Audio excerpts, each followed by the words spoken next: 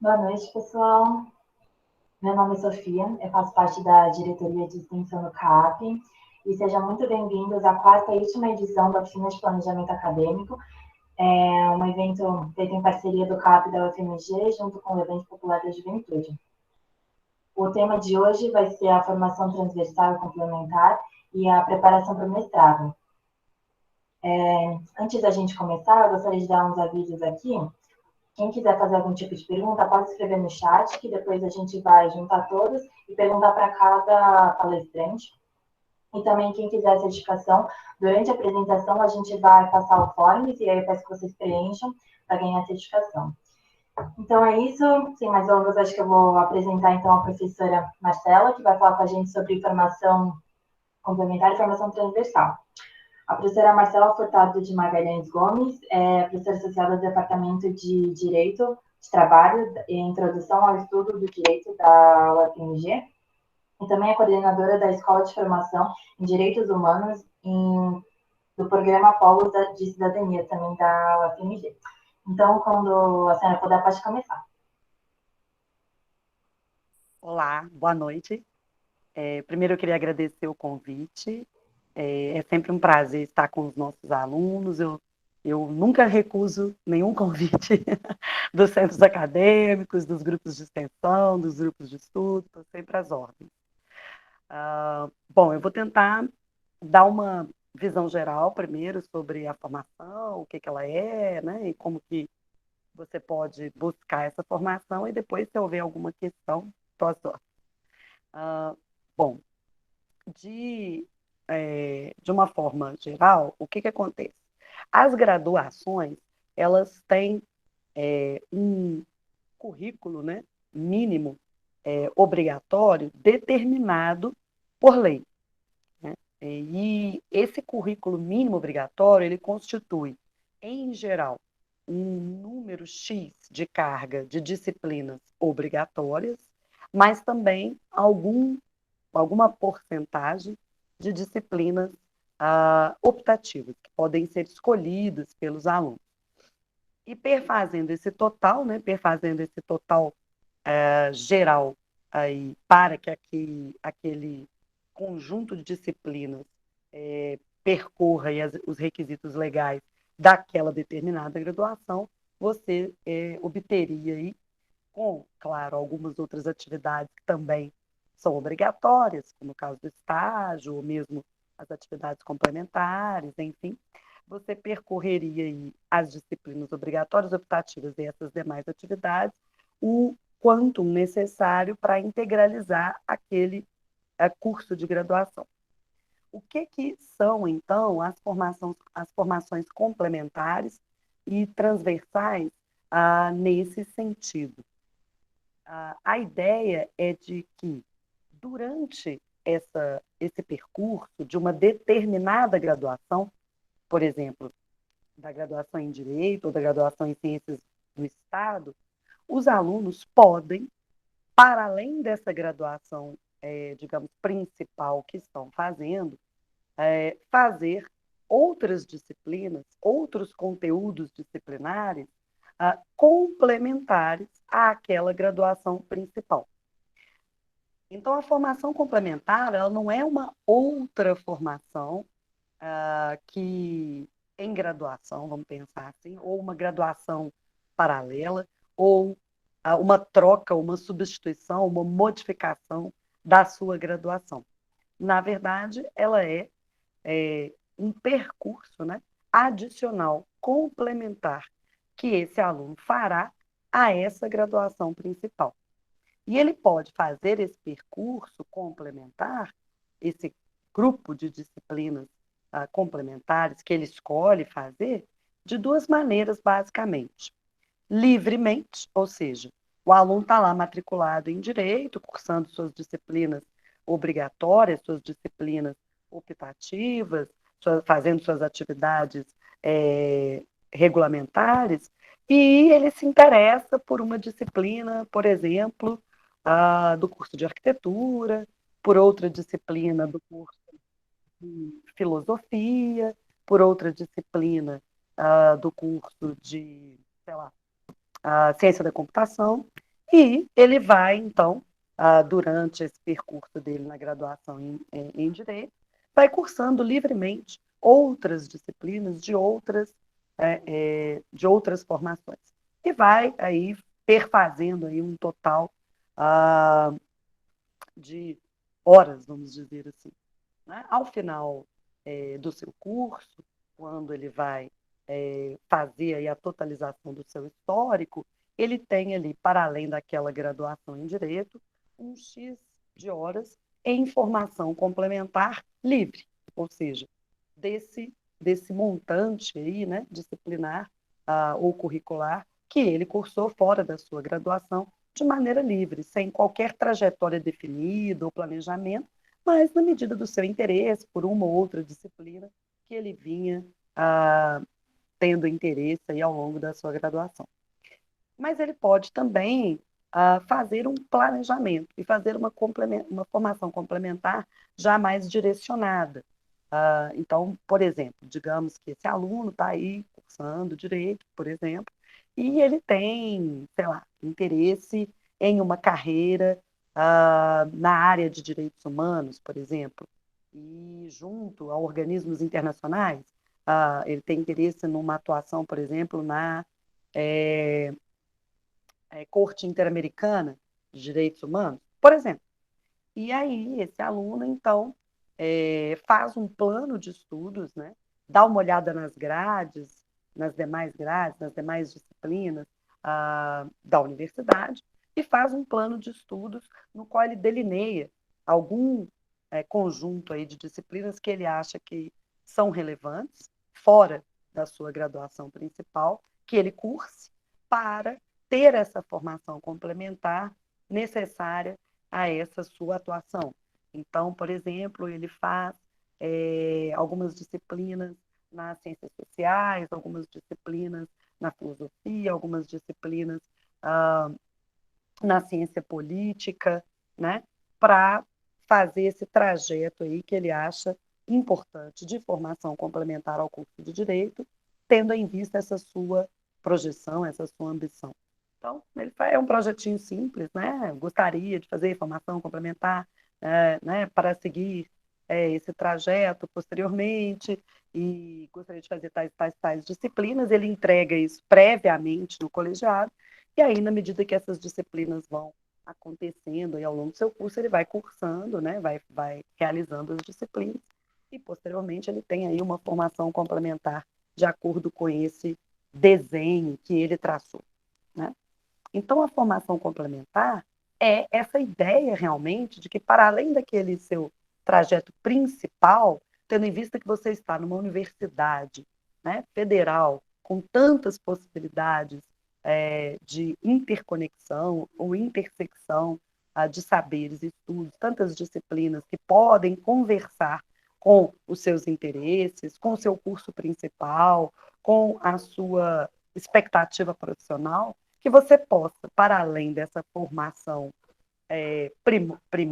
primária ou principal, que você possa realizar, né, adicionalmente, complementarmente, esses conteúdos, essas disciplinas, que você possa adicionar isso ao seu trajeto principal, ao seu trajeto inicial.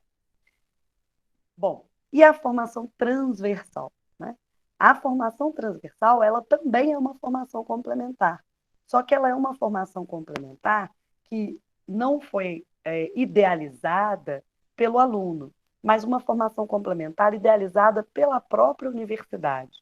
A UFMG, né, como também abarca todos esses saberes, todas essas ciências, todos esses cursos, todos esses professores, ela tem constantes discussões, né, no seu corpo docente, nos seus órgãos institucionais, sobre a interconexão desses saberes, as interdisciplinaridades que muitas vezes se perdem dentro de uma formação originária, dentro de uma estrutura curricular, e ela começou, então, nessas discussões, né, de transformação do desenho das graduações, de aperfeiçoamento das possíveis trajetórias dos discentes, né, dentro da universidade, nesse olhar mais interdisciplinar, transdisciplinar, ou mais interconectado de saberes, ela começou a desenvolver alguns conjuntos de formações complementares que não são para este ou para aquele curso, para este ou para aquele aluno,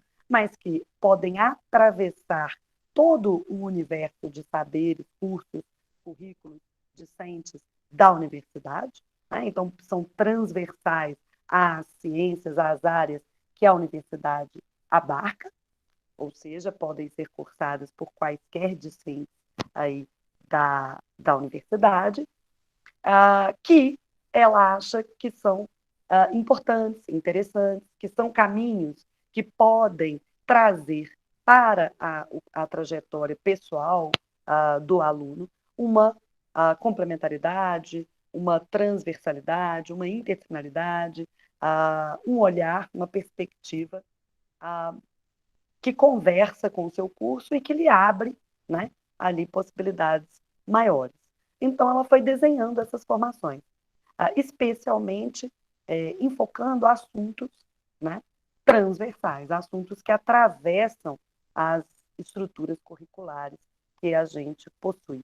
Então, uma formação transversal, por exemplo, em direitos humanos, uma formação transversal em estudos étnicos e raciais, em comunidades tradicionais, há uma formação transversal agora em relações internacionais ou em temas, né, e tópicos de relevância internacional.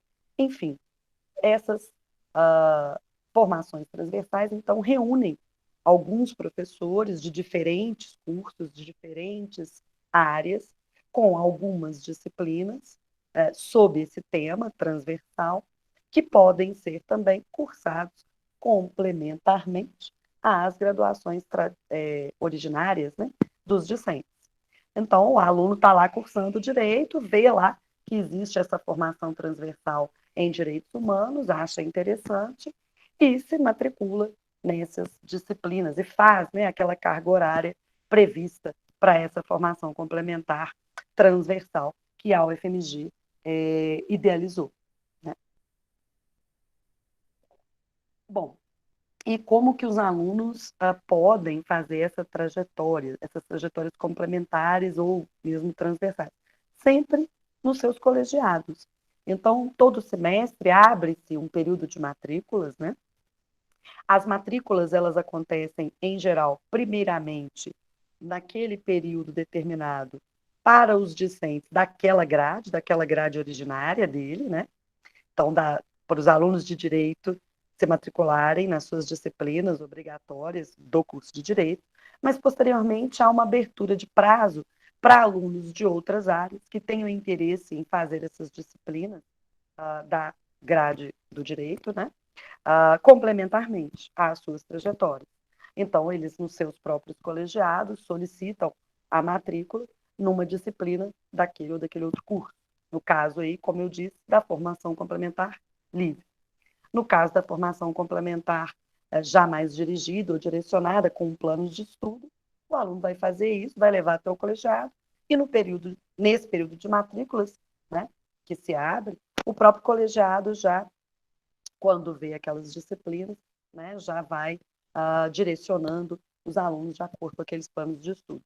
No caso das formações transversais, mesma coisa. A UFMG, as formações transversais abrem também períodos de matrícula para todos os discentes e em seus colegiados, respectivos colegiados, esses alunos podem, né, quando vão fazer a sua opção de matrícula daquele semestre, falar, olha, para além das disciplinas aqui da minha grade original, eu gostaria de fazer tais disciplinas que são ofertadas aqui na formação transversal ABC aí da UFMG, a formação transversal em direitos humanos, por exemplo. Né? Ora, então, é como um processo de matrícula mesmo. Né? Todo semestre você tem que selecionar as disciplinas do seu curso original, né, do seu curso primário, ali, da sua matrícula UFMG, que você vai cursar naquele semestre. Mas você pode, para além dessas disciplinas, selecionar também, em períodos apropriados, disciplinas de outros cursos livremente ou de forma ordenada, planejada, segundo um plano de estudo, ou ainda aderir àquelas disciplinas já agrupadas em um tema, né, de formação complementar, que são as formações transversais oferecidas pela UFMG. É isso, né? O que são as formações, como se matricular, por que elas são importantes. Eu acho que todas, né? Vocês, talvez, para finalizar, a importância de uma formação complementar, eu acho que ela se dá na própria concepção, né? De saber, de conhecimento, de ciência. A verdade é que o conhecimento, a ciência, né, o mundo sobre o qual a gente produz saber e conhecimento, ele é um só. E a gente divide, né, a gente vai partindo as ciências de acordo com determinadas fatias de investigação, fatias de aproximação, exatamente por uma questão de organização, de sistematização e mesmo de didática, né? Para que se torne mais fácil agrupar aqueles conhecimentos, falar sobre eles, estudá-los, analisá-los, né? Transmiti-los. Mas o fato é que entre essas tão aparentemente separadas e engessadas grades curriculares, a verdade é que há interações, interdependências, interconexões, né, de análises, discussões, saberes, que são essenciais para uma boa formação. Né? Então, a separação, por exemplo, do direito ou das ciências do Estado, né, em uma grade, não faz com que tudo que está ali seja necessariamente, do ponto de vista singular, relevante ou absolutamente relevante para a trajetória que aquele sujeito quer em relação ao direito, em relação às ciências do Estado, por exemplo, e nem com que tudo que está fora não seja também relevante para uma discussão sobre o direito, sobre o Estado, sobre as normas, ou sobre, né, a cidade, a vida na polis. Ou seja, essas partições têm uma função organizacional, sistematizadora, didática, mas muitas vezes elas prejudicam a singularidade do percurso daquele aluno, né? No seu trânsito por aqueles saberes, de acordo com os seus interesses e as suas prospecções de futuro, como também prejudicam uma discussão mais complexa, mais integrada do ponto de vista dos problemas, da realidade, daquilo que é necessário que haja uma interconexão, uma interrelação entre ciências que estão nessas grades, muitas vezes separadas ou alijadas, como, por exemplo, entre as ciências do Estado e a política, e a gestão pública, e a estatística, o direito, né? E a gestão, e a economia, e a política, e a sociologia, enfim. Então, para que o aluno possa fazer esse trajeto de maneira mais singular, ou seja, de acordo com seus interesses e perspectivas, né, de futuro, mas também para possibilitar que, apesar dessa separação, haja possibilidades de interconexão, é que a universidade abre essa possibilidade de o aluno fazer, para além da formação primária ou originária, formações complementares de acordo com as suas escolhas, né, e com aquilo que a universidade oferece. Muito obrigada, professora. Então, agora eu vou apresentar a nossa próxima convidada, a Maria Clara Percival Soares, que é mestranda em Direito pela Universidade Federal de Minas Gerais, na área de estudo Trabalho e Crítica, graduada pela mesma instituição e advogada trabalhista e orientadora da Divisão da Assistência Jurídica, a DAJ da UFMG. E ela vai falar um pouquinho para a gente hoje sobre como se preparar para o mestrado. Pode começar, Maria Clara. Obrigada, Sofia. Boa noite, gente. Primeiro eu queria agradecer a Sofia, ao CAAP pelo convite. Marcela, é muito bom estar no evento com você. A Sofia pediu para falar um pouquinho hoje para você sobre o mestrado, como se preparar. E ela me trouxe algumas perguntas e eu também trouxe algumas questões que eu acho importante falar sobre para você sobre essa preparação para o mestrado. Mas antes de falar sobre a preparação do mestrado mesmo, eu queria só trazer, assim, por que a gente escolhe fazer o mestrado? E eu acho que às vezes a gente fica nessa dúvida se quer fazer ou não quer.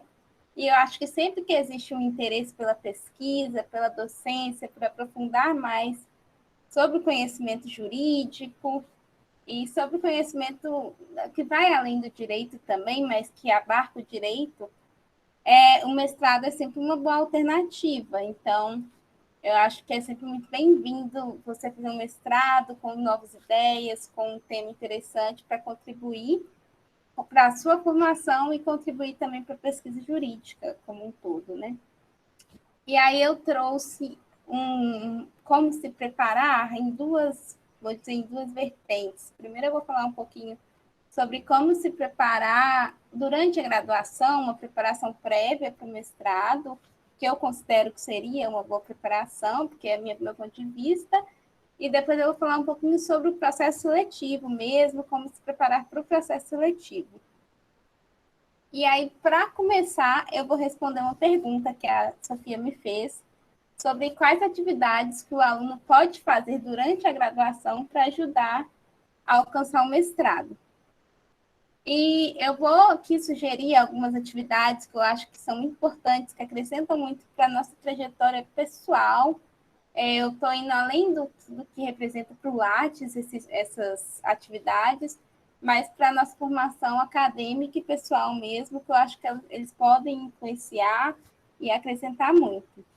A primeira atividade que eu acho que é muito interessante você fazer é uma monitoria, porque a monitoria vai te permitir um primeiro contato com a docência, com o magistério, para ver se é isso que você gosta, para você aprender mais sobre aquela disciplina. Então, eu acho que é muito legal quem puder, que tiver interesse, fazer uma monitoria numa disciplina que tenha mais afinidade, que tenha interesse. Uma das outras atividades principais que todo mundo recomenda que se faça quando você pensa em mestrado é uma iniciação científica, para você começar a ter um contato com a pesquisa e até para depois, lá na frente, você poder surgir com um tema para o mestrado, uma iniciação científica sempre vai te ajudar nesse ponto. É a mesma coisa do grupo de estudos, né? Porque ele te ajuda a aprofundar mais sobre alguns temas. E embora os projetos de extensão eles não sejam voltados à pesquisa, eu acho que eles também podem contribuir bastante, porque eles permitem que a gente tenha contato com questões jurídicas que envolvem a sociedade, e eles ajudam a gente a abrir um pouco a cabeça e talvez pensar num tema, no problema de mestrado, que pode acrescentar bastante. E aí, uma última sugestão seriam aulas na pós-graduação. Vocês, como alunos da graduação, vocês podem fazer aulas na pós, eu acho, como optativa ou eletiva, eu acho que é optativa, se eu não me engano. E aí vocês se matriculam na disciplina da pós, e eu acho que isso é muito legal para quem tiver oportunidade, porque aí você já começa a ter um contato de como são as aulas da pós, porque elas são bem diferentes das aulas da graduação. As aulas da graduação elas são mais expositivas, e nas aulas da pós a gente tem uma construção mais conjunta dos alunos, com seminários, na maioria das disciplinas, né? Então, eu acho que é muito interessante até para você conhecer as pesquisas que estão sendo desenvolvidas, as áreas de estudo, e para se aprofundar mais sobre o tema, e até para ver se o mestrado é o que vocês querem mesmo. E uma última atividade, que eu vou até falar um pouquinho mais sobre isso depois, é o próprio TCC, a monografia que a gente tem que fazer e entregar no final do curso. Eu acho que o processo de produção do TCC, da pesquisa do TCC, ele contribui muito para você como pesquisador também, e pode te ajudar lá na frente no processo seletivo de mestrado, como eu vou falar daqui a pouco. Mas aí você pode pensar, eu falei várias atividades aqui da graduação, mas pode pensar assim, eu estou no final do curso, eu não tenho esse tanto de atividade no meu currículo, eu consigo fazer mestrado mesmo sem essas atividades, ou mesmo sem tantas atividades no meu currículo? E eu vim aqui para falar com vocês que é possível sim, porque o nosso processo seletivo, ele não leva em consideração, pelo menos não no edital, o currículo para pontuação. Então, lógico que ele vai ser levado em consideração pelos avaliadores da banca, mas ele não vai ter um impacto tão fundamental assim na sua avaliação. Então, a minha sugestão é, se ainda tiver tempo, que você tente fazer uma monitoria, uma iniciação, ou como eu disse, uma disciplina na pós, mas se você já estiver no final do curso, não tem mais como você fazer alguma atividade, a minha sugestão é que você foque num bom projeto de pesquisa, porque no final das contas o projeto, ao meu ver, é o principal meio de você ingressar no mestrado. Se você tiver um bom projeto de pesquisa, tiver um certo domínio do tema de pesquisa que você está levando, se for um projeto que interessa a sua área de estudo, os professores da área de estudo, isso é muito mais importante do que você ter um bom currículo. Então, essa é a minha sugestão, que se preocupe mais com o projeto de pesquisa. Isso pode vir, como eu vou falar daqui a pouquinho, como um desdobramento do TCC. Isso aconteceu comigo e acontece com várias pessoas do mestrado, que normalmente o TCC, a gente acaba usando o TCC e aprimorando a pesquisa que a gente fez no TCC para criar um projeto de pesquisa lá na frente. E aí, outra grande dúvida que existe, porque eu acho que a gente não tem isso muito claro até no site da pós, é sobre que área de estudo escolher quando eu vou ingressar no mês, quando eu for fazer minha inscrição para o mestrado. Qual é a área de estudo que tem mais a ver comigo? E aí, só para quem ainda não sabe, quem não conhece muito bem, o mestrado na faculdade, a pós inteira, ela é dividida em 4 grandes linhas de pesquisa. Isso seriam 4 grandes blocos de pesquisa. Tem a linha 1, 2, 3 e 4. Vocês conseguem ver melhor sobre elas no site da pós. Tem lá escrito direitinho sobre o que é cada linha e quais professores fazem parte de cada linha. Só que na hora que a gente vai decidir, na hora que a gente vai fazer a inscrição, a gente não faz a inscrição para a linha de pesquisa. A gente faz a inscrição para as áreas de estudo. E as áreas de estudo, cada linha de pesquisa, ela é subdividida em várias áreas de estudo. Então normalmente vocês precisam saber para qual área de estudo eu preciso me inscrever, qual eu me identifico mais. E aí, isso é um pouco complicado, porque no site da pós, apesar de ter a divisão das linhas de pesquisa, não tem essa divisão de quais são as áreas de estudo. Mas isso vocês conseguem ver pegando editais anteriores do processo seletivo do mestrado. E com os editais anteriores, lá vão ter todas as áreas de estudo. E vocês conseguem ver também qual foi a banca do processo seletivo anterior. Aí vocês já conseguem ver quais professores participaram da banca, para saber quais professores são daquela área de estudo. E aí, agora vocês sabem quais áreas de estudo existem, mas ainda, às vezes, vocês não sabem para qual área de estudo vocês vão escolher. E aí, também no edital, cada área de estudo vai ter indicação de referências bibliográficas para o processo seletivo. Então, minha sugestão é que vocês leiam o edital, leiam as referências bibliográficas de cada área de estudo, para vocês verem qual área tem mais a ver com vocês a partir dessas referências bibliográficas. E para quem é da faculdade, isso é um pouco mais fácil, porque a gente já tem um contato prévio com os professores, então a gente já sabe mais ou menos o que aquele professor estuda, a gente já consegue saber de qual área de estudo aquele professor é. Às vezes também olhar o currículo do professor que você tem interesse em trabalhar com ele, para ver quais são as pesquisas que ele tem desenvolvido. Também é sempre bom para você saber que tipo de pesquisa se enquadraria naquela área de estudo. E outra sugestão para escolher essa área de estudo é conversar mesmo. Às vezes tem alguns professores da faculdade, eles são mais abertos, chegar para aquele professor que tem uma abertura maior e perguntar sobre a área de estudo que ele faz parte, como que são as pesquisas desenvolvidas naquela área. Sei que nem todos os professores vão estar abertos para isso, mas sempre tem aqueles que a gente consegue ter esse contato maior. E outra sugestão é conversar com os alunos da pós-graduação mesmo. Eu me coloco à disposição, tem muitos alunos da pós que eu tenho certeza que estão dispostos a tirar dúvidas de quem tiver.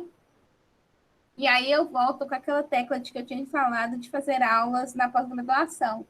Às vezes, quem está muito perdido, isso pode dar uma luz. Você faz uma aula, tem contato com alguns alunos, tem contato com aquela área de estudo, com os professores. Então, para quem tiver oportunidade, estiver muito perdido, fazer uma isolada, no caso de você já ter formado, ou uma disciplina como optativa, eu acho que pode contribuir bastante. E aí, agora, eu vou entrar mais especificamente no processo seletivo, para explicar mais um pouquinho para vocês como ele funciona e tentar dar algumas dicas de como se preparar para ele. São, assim, dicas pessoais, mas que eu ouvi quando eu entrei no mestrado e que normalmente todo mundo segue mais ou menos esses padrões, esses critérios. Então, vou tentar dar uma ajudada aqui. Primeiro, eu quero explicar para vocês como o processo seletivo funciona. Gente, se eu estiver falando muito rápido, vocês me avisam no chat, e aí eu falo mais devagar para entender melhor. O processo seletivo ele é dividido em 4 partes. Existe tem um projeto de pesquisa que a gente tem que entregar. A gente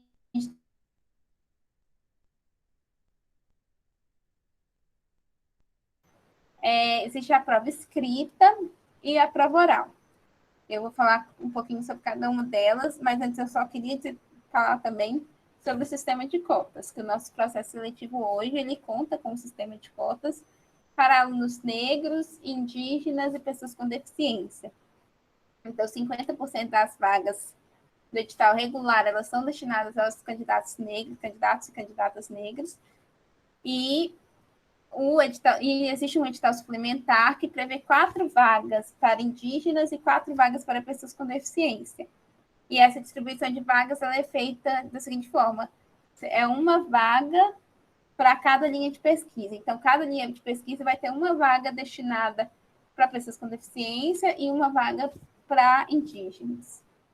Então, para se tiver alguém aqui, pode ser contemplado com o sistema de cotas, que acabou ajudando a democratizar muito mais a nossa pós-graduação.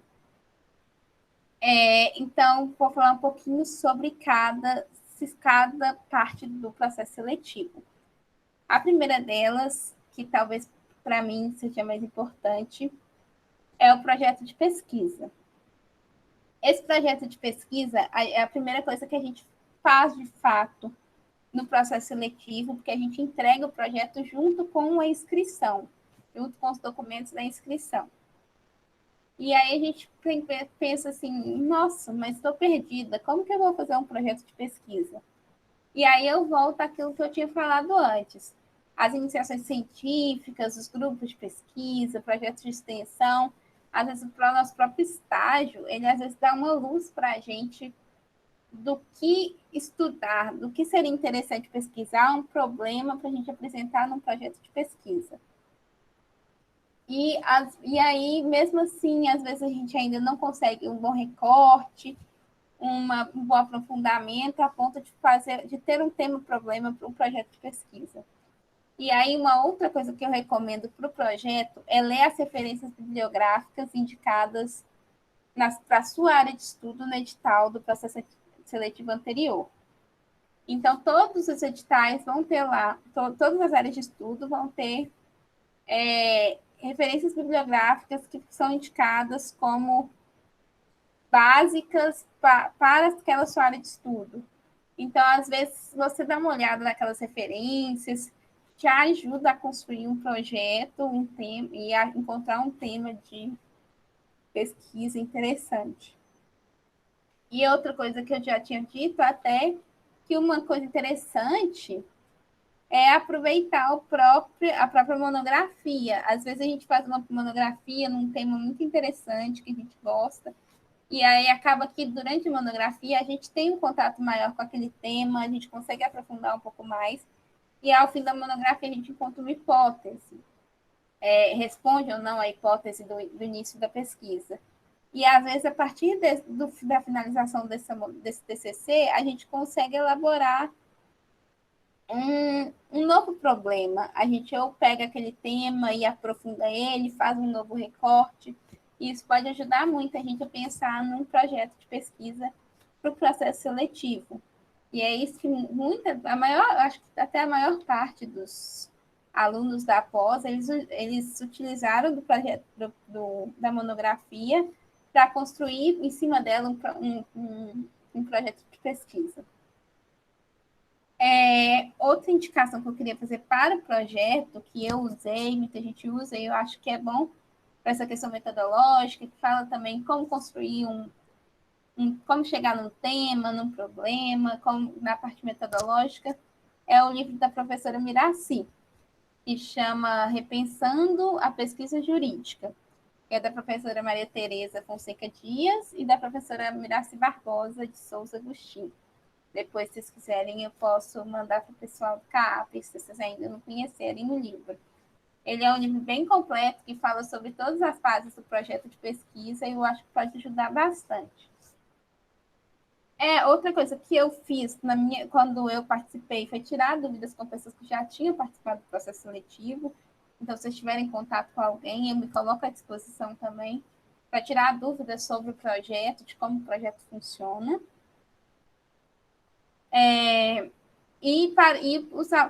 Especificamente para os alunos negros, a gente tem um projeto Enegrecer na faculdade, que ele é voltado para o preenchimento das vagas destinadas aos candidatos negros. Então, eles auxiliam na produção do projeto e em todo o processo seletivo. Então, quem não conhece, pode procurar saber, que é um projeto muito legal. A Tamires perguntou aqui se o projeto necessariamente precisa ser feito sobre um tema inédito. Por um mestrado, não. O ineditismo ele só é exigido para o doutorado.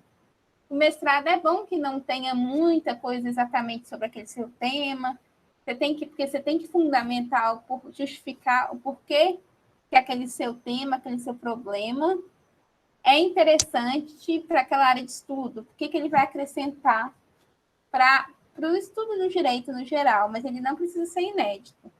Ele só precisa ser um tema interessante, trazer um problema que é importante de ser respondido ou analisado. Não sei se eu te respondi, mas eu acho que sim.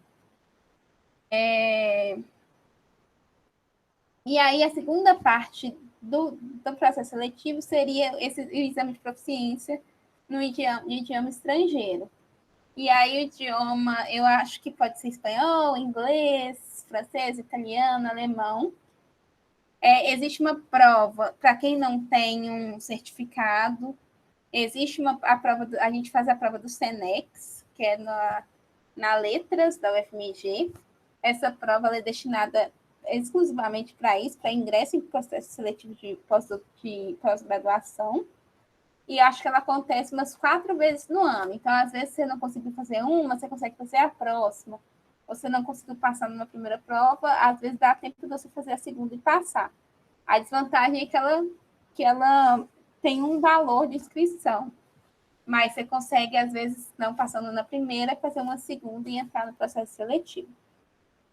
E aí, rapidinho, como essa prova funciona, existe um texto no idioma que você escolheu. Esse texto vai ser sobre a nossa área, que é Ciências Sociais Aplicadas.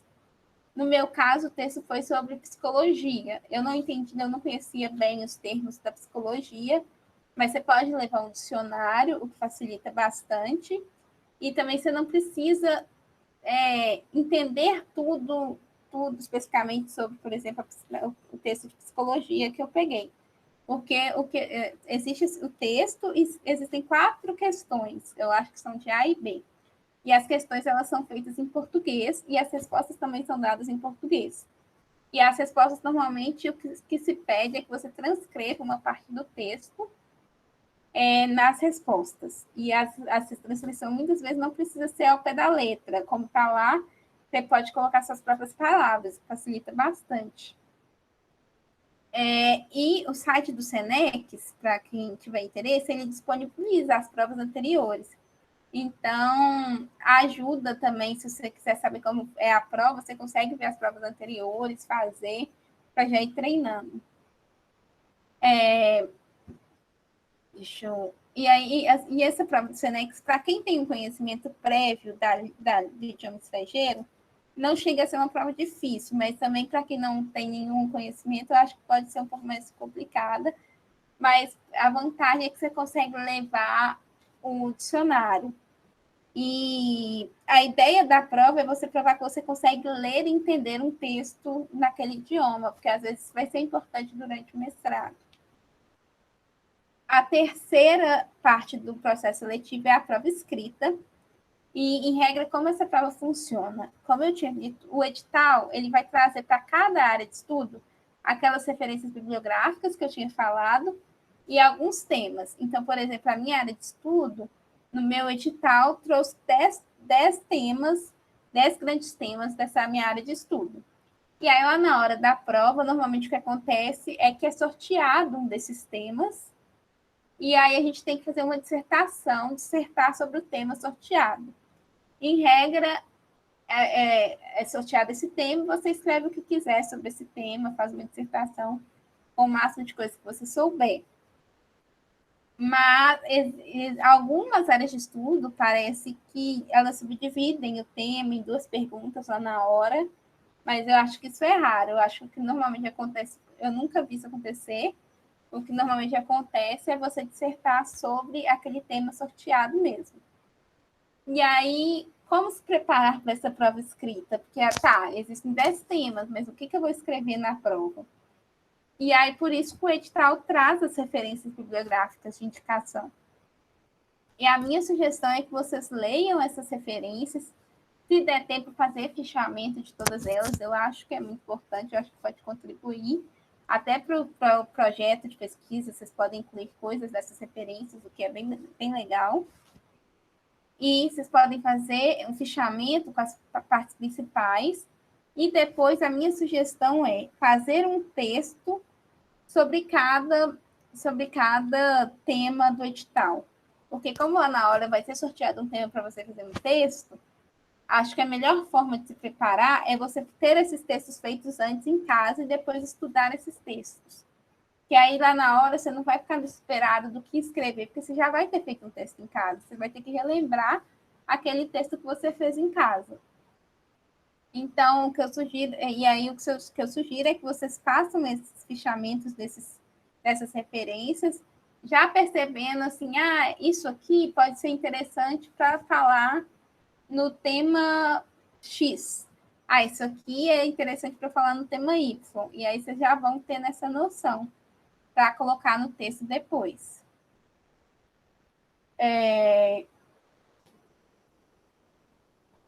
Deixa eu ver agora. E a última prova é a prova oral. A prova oral, ela é como se fosse uma banca de TCC. Os professores, vai ser uma banca com 3 professores da área de estudo, e eles avaliam o seu projeto. Então, normalmente, você tem 10 a 15 minutos para apresentar o seu projeto, falar do problema, falar da sua pesquisa, e depois os professores, eles vão fazer questionamentos sobre aquele tema, às vezes para saber como você pretende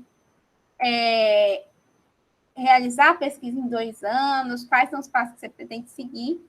Essa banca, ela varia um pouco de área de estudo para área de estudo. Tem área de estudo que os professores são mais tranquilos, e tem área de estudo que os professores são menos tranquilos. Então, eu posso falar pela experiência da minha área de estudo, que é trabalho e crítica. Normalmente, os professores são muito educados, é muito tranquilo assim, não é muito tranquilo.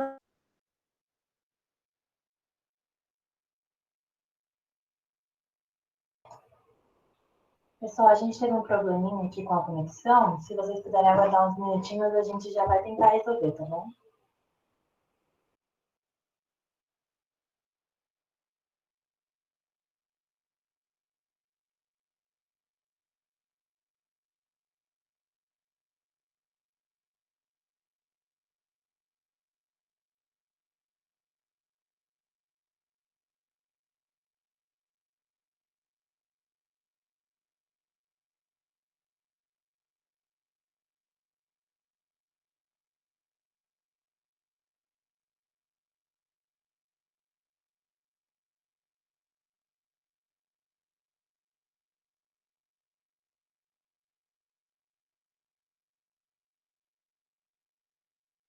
Gente, mil desculpas, minha internet caiu e eu caí junto, mas voltei. Eu estava falando sobre a prova oral, então ela vai depender muito da banca que vocês tiverem da área de estudos. Mas ela é bem parecida com uma banca de TCC mesmo, talvez um pouquinho mais difícil, mas é o mesmo processo. E a última coisa que eu vou falar, antes de tentar responder as perguntas, é sobre a bolsa, porque às vezes a gente não tem condição de fazer o mestrado sem ter a bolsa, né? E como funciona o sistema de bolsa de mestrado na UFMG? Normalmente a bolsa a gente não ganha, não recebe bolsa assim que entra, porque o processo seletivo para a bolsa ele é feito após o ingresso no mestrado. Então, você entra no mestrado, aí eles abrem um edital de seleção de bolsas, e esse edital ele vai levar em conta duas coisas, o barema, que é o currículo, e as condições socioeconômicas do candidato. Então, são atribuídas notas para candidatos com pistas, nível 1, nível 2 e nível 3, e aí a pontuação final é calculada na média das notas do critério socioeconômico com as notas do barema do currículo.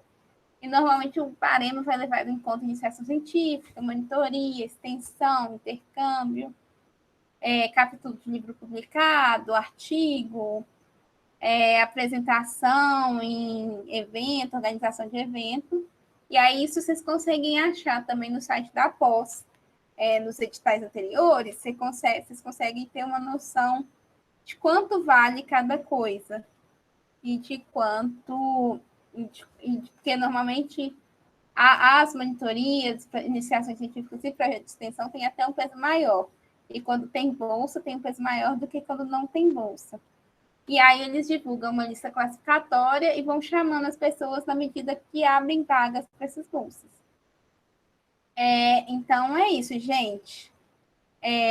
Eu espero ter tirado algumas dúvidas. Se vocês tiverem alguma pergunta, alguma questão que eu possa ajudar a responder. Como eu saí e voltei, eu perdi o que estava no chat. Então, se vocês puderem mandar de novo as perguntas. Oi, Maria. Claro, eu vou ler as perguntas que mandaram aqui para você, então, aí você já responde, pode ser? Pode sim. Você poderia falar sobre o sistema dessa prova, que será no modelo oral e virtual devido à pandemia? Outra pergunta é, quem já possui algum outro certificado de proficiência em língua estrangeira participa da fase 2 normalmente? Ou ela é apenas para quem não possui nenhum certificado? Outra pergunta é... Opa, aqui acho que alguém que já respondeu ela. Aí alguém pediu para explicar um pouquinho melhor o processo de cotas. Tá. Essas são as perguntas. Sobre o processo de agora, eu não tenho certeza de como ele vai funcionar, mas eu vi aqui que a Bruna disse que parece que vai ser no mesmo modelo das antigas, mas vai ter uma gravação durante a prova. Isso para a prova escrita também, Bruna? Você sabe dizer? Tá. Sobre o certificado. No edital vai constar quais certificados, eu acho que consta quais certificados que são válidos. Normalmente, se você tem um certificado nos últimos 2 anos, ele vale e você não precisa fazer a prova do Senex. Em vez de você fazer a prova, você apresenta esse certificado, no momento da inscrição. Então, você não precisa fazer a prova do Senex se você tiver o certificado. A Ana Beatriz pediu para explicar melhor o processo de cotas. Existem dois sistemas de cotas diferentes. Primeiro eu vou falar do sistema de cotas para candidatos negros e depois eu falo sobre o sistema de cotas de candidatos indígenas ou pessoas com deficiência. Para os candidatos negros, normalmente se exige uma autodeclaração do candidato e eles pedem uma carta para você dizer por que você se considera negro. Eu acho que você pode juntar fotos também, e aí você faz essa carta, e aí eles avaliam lá, não sei se... Até então não tem uma banca para avaliar. uma banca assim, presencial para avaliar os candidatos cotistas. E aí existe aí vai existir dentro do próprio edital, você vai conseguir ver lá, as vagas, elas são reservadas. Então, 50% das vagas da área de estudo vão ser reservadas para candidatos negros e as outras 50% para livre concorrência. E às vezes se tem, por exemplo, 3 vagas, eu acho que 2 são para cota e uma não é para cota, se eu não me engano. Isso aí está direitinho no edital. E o sistema de cotas para pessoas com deficiência ele é um pouco diferente, porque é um edital à parte para as pessoas com deficiência e para indígenas, é um edital suplementar, e aí é aberta uma vaga para cada linha de pesquisa. E aí todos os candidatos, independente da área de estudo daquela linha de pesquisa, concorrem pelaquela vaga da linha. E aí você tem que apresentar laudo médico e também faz uma autodeclaração de que você é uma pessoa com deficiência. E aí, normalmente, quando uma linha de pesquisa não é preenchida, eles podem pegar aquela vaga e passar para outra linha de pesquisa, se tiver 2 candidatos que passaram, por exemplo. Não sei se tiver mais alguma dúvida sobre o processo de cotas, é só perguntar. Você tem alguma ideia de se terá o processo seletivo para 2021? Até onde eu sei, vai ter processo seletivo para 2021. Eles até já mandaram e-mail falando que vai ter esse processo. Ele vai ser feito, eu acho que virtualmente mesmo. Vou até procurar aqui rapidinho para ver se eu encontro vocês o e-mail que eles mandaram. Não sei se é tá. Não, esse aqui é sobre... Deixa eu ver se tem mais alguma coisa. Sobre a prova dissertativa, eu vou procurar aqui para ver se eu encontro, porque eu não tenho certeza. A Maria Clara está perguntando por quanto tempo eu me preparei para entrar no mestrado. É possível emendar com a graduação? Maria, se eu posso chamar assim, não sei. Eu praticamente emendei com a graduação. Eu formei em julho de 2018 e o processo seletivo abriu em agosto. Então, eu formei e já comecei o processo seletivo para entrar no ano seguinte, em 2019.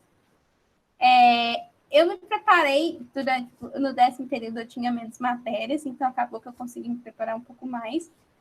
Mas, de fato, eu comecei a me preparar só depois que eu formei. Mas o meu projeto de pesquisa, ele veio da minha monografia. Eu fiz entrevistas na monografia, eu me dediquei bastante a ela, então acabou que quando eu terminei a monografia, e depois na minha banca do TCC, as professoras já sabiam que eu tinha interesse no mestrado. Então, elas deram sugestões, fizeram críticas que me ajudaram a elaborar o projeto de pesquisa.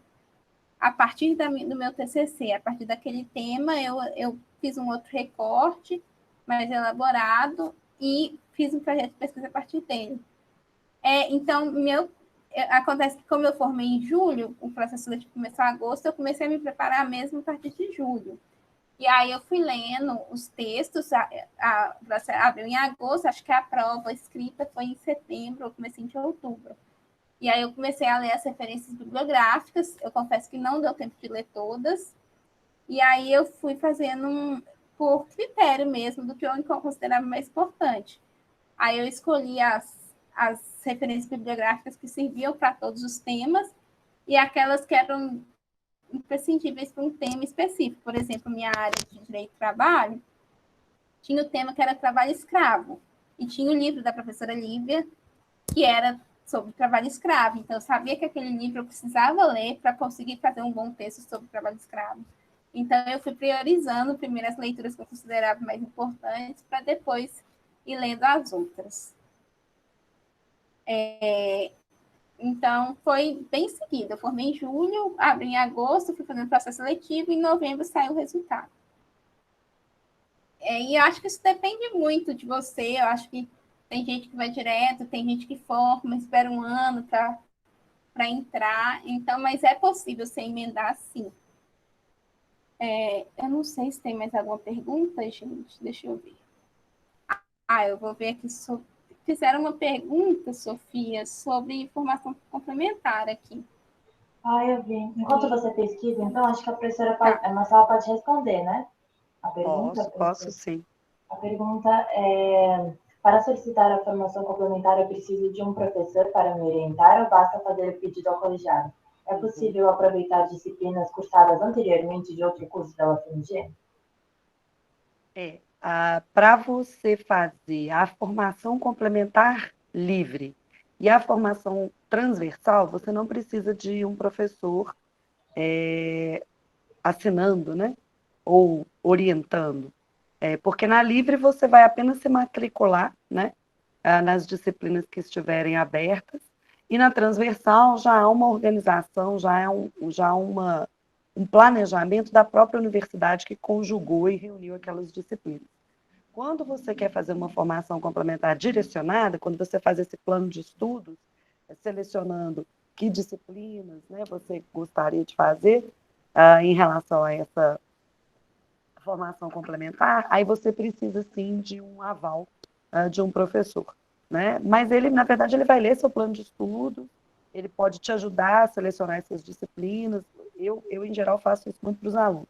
Eles me falam o que eles gostariam, aí eles me trazem as grades dos cursos que eles olharam que acham interessantes, a gente dá uma olhada nas disciplinas, o que seria interessante fazer, ele faz o plano de estudos e aí eu assino e aí ele submete isso ao colegiado, mas então só nesses casos. As disciplinas cursadas anteriormente, elas sempre vão ser aproveitadas daquela maneira que vocês já conhecem, né? Você tem que pedir o aproveitamento no colegiado, então ela pode ser aproveitada para complementar, para obrigatório, mas você tem que pedir o aproveitamento no colegiado. O colegiado vai selecionar um professor, né?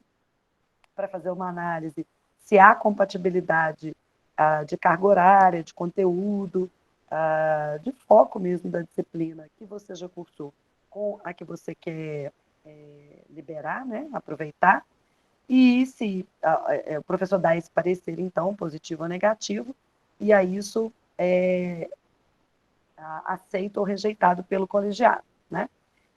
E a outra questão é que se você aproveita essa disciplina para uma coisa, você não pode aproveitar ela para outra coisa. Ou seja, se você aproveitar a disciplina para dispensar uma obrigatória ou para atividade complementar de graduação ou, sei lá, para qualquer outro pré-requisito, você não pode aproveitar a mesma disciplina para outra atividade, ou seja, para uma formação complementar. Você só pode usar uma disciplina para um aproveitamento. E esse aproveitamento ele vai ser julgado, né? No pedido que você faz ao colegiado. Então, pode ser que ele seja aceito, pode ser que ele não seja aceito, se entenderem aí que não há uma compatibilidade. Tinha uma pergunta antes sobre a questão do mestrado, que se a Maria Clara me permitir, eu queria fazer uma pequenininha consideração, que era sobre se é preciso ser um tema inédito. Né? Os alunos perguntam isso muito, né? Sobre o ineditismo, né? da pesquisa no âmbito de mestrado, doutorado. Na verdade, o mestrado ele ainda não parte de uma perspectiva de produção de uma tese, ou seja, de que o candidato está apresentando um projeto de pesquisa para produzir um novo conhecimento, um novo saber, uma nova hipótese, né? um novo tema ali de conclusão sobre aquele determinado assunto, sobre aquela determinada área de investigação. Isso já é algo mais próprio do doutorado, né? A ideia do doutorado é uma pesquisa que produza conclusões novas, não sobre um tema novo. O tema é o mundo, são os nossos problemas de sempre, né? Mas que a forma como você vai, a abordagem e a conclusão, o resultado, a forma de ler, interpretar, de responder a essa problemática é uma tese, é uma nova teoria, um novo conceito, uma nova perspectiva sobre aquele problema investigado. No mestrado, não necessariamente você precisa produzir tese. né? Mas você tem que ter sempre, né, sobre todos esses temas que estão dados, esses problemas, você tem que encontrar ali a sua perspectiva, ou seja, o seu olhar, um tipo de investigação que ainda não foi feito.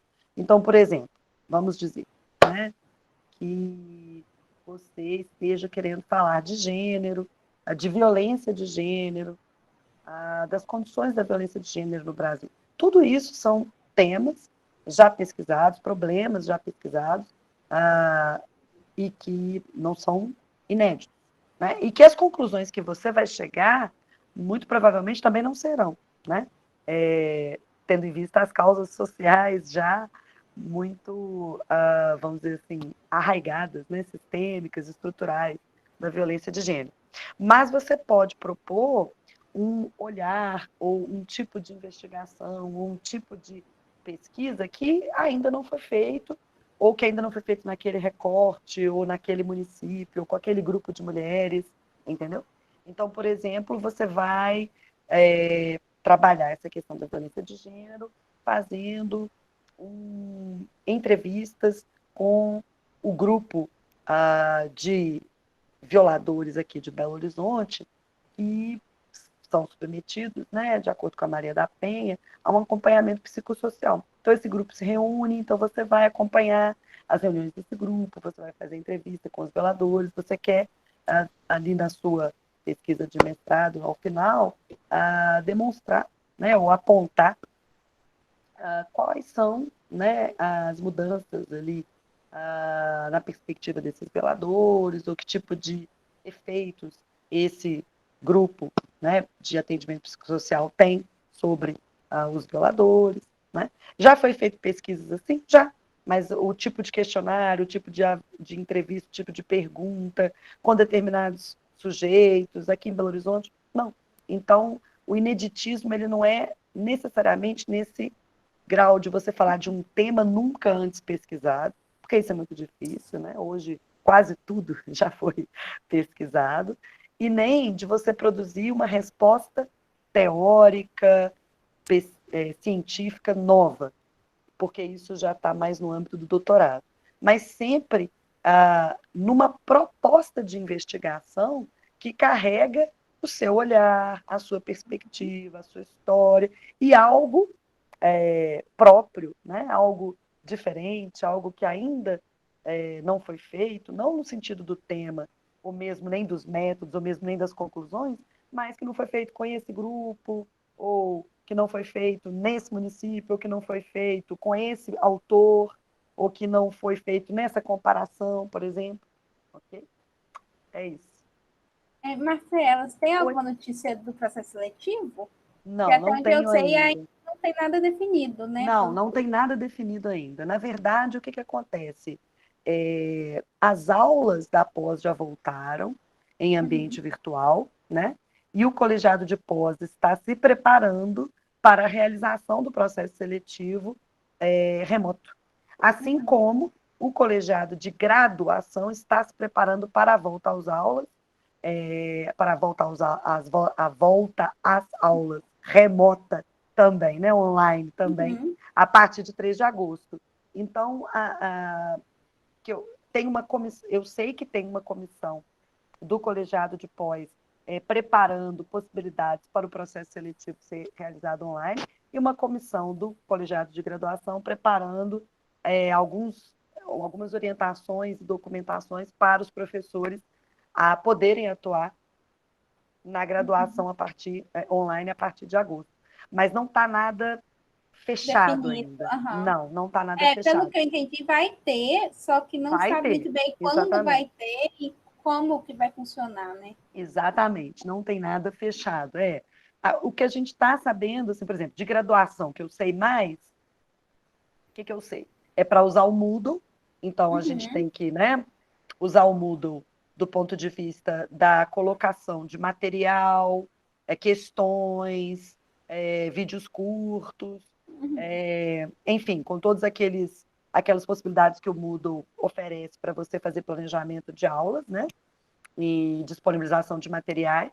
mas também a ferramenta Teams, aquela Microsoft Teams, Aham. para aulas online. Parece que a UFMG já tem essa plataforma com o MinUFMG para que a gente possa fazer aulas online. Mas a orientação também é que sejam aulas mais curtas, que a gente prefira coisas já gravadas, por causa, né, do tamanho da UFMG, da Aham. quantidade de aulas ao mesmo tempo, etc.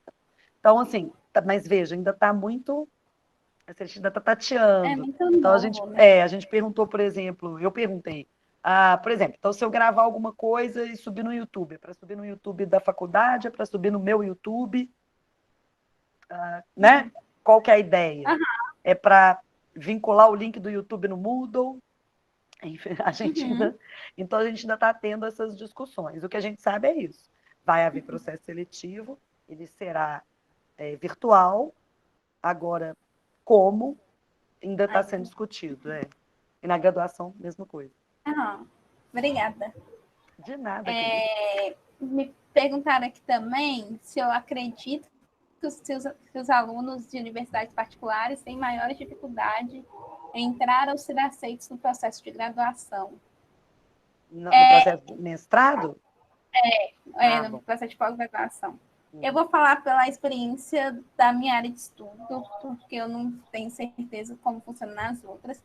Na minha área de estudo, tem várias pessoas de outras faculdades, às vezes de faculdades de outras cidades e de faculdades particulares também.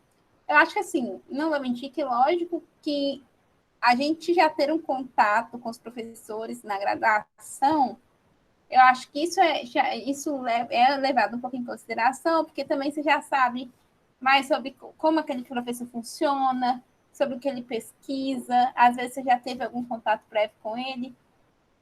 Então, não vou dizer que eu acho que não tem influência, porque eu acho que tem. Só que eu acho que é possível sim, e eu vejo acontecer todos os dias, alunos particulares entrarem no processo seletivo. Talvez seja um pouco mais difícil, não vou negar, não.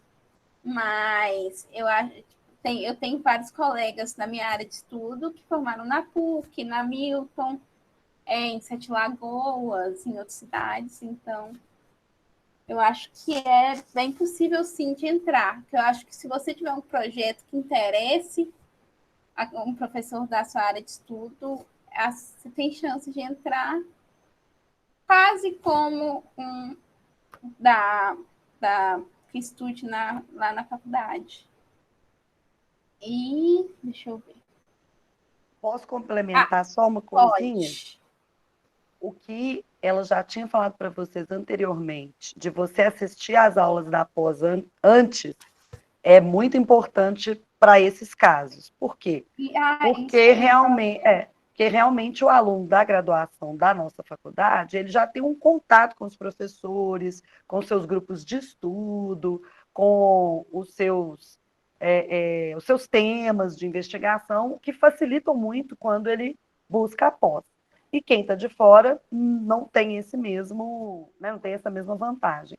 Mas quem está de fora, eu sempre falo isso para os alunos de privadas, o importante é você começar a fazer alguma coisa na UFMG antes. Então, não só disciplina.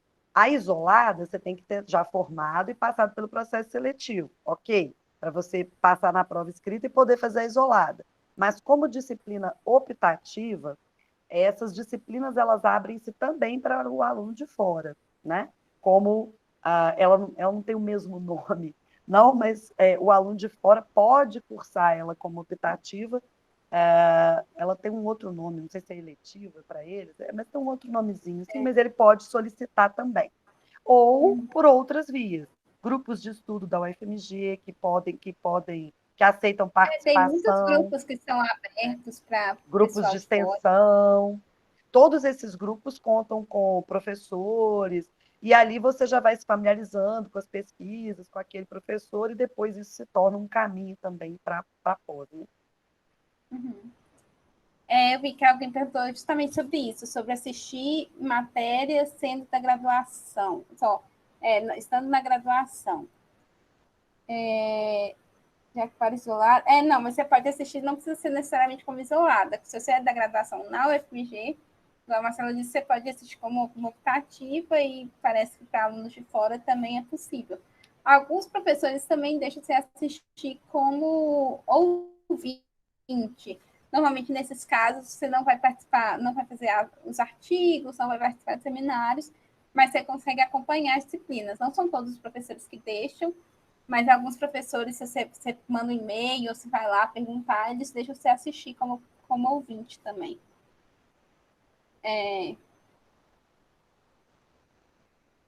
Eu acho que não sei, acho que não tem como assistir aulas da pós online. Você sabe, Marcelo? Eu acho que talvez se você mandar um e-mail para o professor, será que... Eu acho que isso você vai ter que ligar, mandar um e-mail no colegiado de pós, pedir o e-mail dos professores, né, nos quais você está interessado. Por quê? Porque vai depender de como essas aulas online estão acontecendo na pós. Ou seja, cada professor, pelo que eu sei, está fazendo a sua maneira. Então, se o professor, por exemplo, está usando uma plataforma para fazer essas aulas, vamos dizer, fechada, ele vai liberar os convites, né? Tipo assim, um Zoom para 50 pessoas, vamos dizer. Então, ele vai liberar aqueles convites dentro dos seus alunos regulares, mas, com certeza, ele tem números de vagas sobrando. Se há o interesse, ele pode liberar também. Então, eu imagino que é da mesma forma do ouvinte. Você tem que conversar com o professor da matéria que você está interessado, perguntar como que ele está fazendo, que você tem interesse, que você gostaria de assistir, e ver como que ele está disponibilizando isso. Mas, com certeza, deve ter. Eu tenho colegas que já estão dizendo que estão colocando as aulas no YouTube, por exemplo, para serem abertas ao público. Então, tem também. Aí eu acho que é o caso de procurar, né? Tem que ver aí como que está sendo de cada professor, né? E o pessoal da secretaria da pós, eles são muito solícitos, muito educados, então pode mandar e-mail, que eles sempre respondem, eles sabem informar tudo direitinho também. Vocês têm mais alguma pergunta, gente? Então, acho que não. Tem mais perguntas, gente? Então Eu é não sei isso. se eu respondi. Eu queria encerrar o evento de hoje. Muito obrigada pela participação da professora Marcela e da doutora Maria Clara. Foram falas muito esclarecedoras, muito completas. Eu gostei bastante, tenho certeza que o pessoal gostou também. Queria agradecer a presença de todo mundo, principalmente quem acompanhou o nosso evento durante essas 4 edições. Essa aqui é a nossa última edição. E eu queria agradecer a todo mundo que veio no evento de hoje também. E é isso, gente. Preencham o formulário para a gente conseguir emitir a certificação para vocês. E até o próximo evento. Muito obrigada. Sofia, eu só queria falar que me pediram aqui, eu coloquei meu e-mail no chat. Se alguém tiver alguma dúvida, quiser conversar principalmente sobre minha área de estudo, que é trabalho e crítica, quiser saber um pouquinho mais, ou sobre o mestrado mesmo, pode me mandar e-mail lá. Coloquei aqui no chat.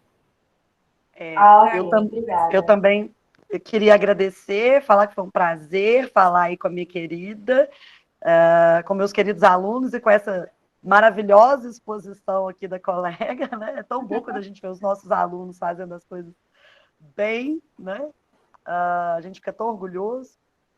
E falar que eu também estou à disposição, vocês têm meus contatos, né? Eu acho que eu sou a professora que todo mundo sempre acha. Então, e-mail, telefone, WhatsApp, Facebook, Instagram, por todos os canais, e-mail. Se alguém tiver alguma dúvida, estou à disposição. Tá bom? Eu também queria agradecer, gente. Obrigada pela oportunidade, pelos elogios aqui. Obrigada, Marcela. Foi muito bom. Obrigada a você, querida. Beijo. Obrigada, Sofia, também. Obrigada. Gente. Tchau, gente. Tchau, tchau. Muito obrigada.